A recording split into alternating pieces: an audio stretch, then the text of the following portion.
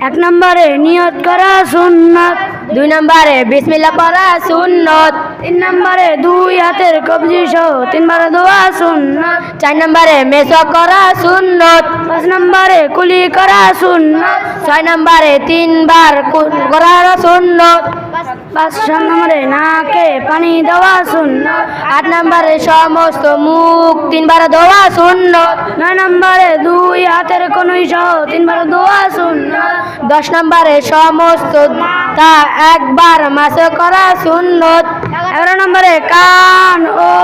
গার মাসে করা সুন্নাত, 12 নম্বরে 2 পায়ে টাকলু সহ 3 বার ধোয়া সুন্নত, 13 নম্বরে হাত ও পায়ের আঙ্গুলি খিলাল করা সুন্নাত, 14 নম্বরে এক অঙ্গ শুকাবার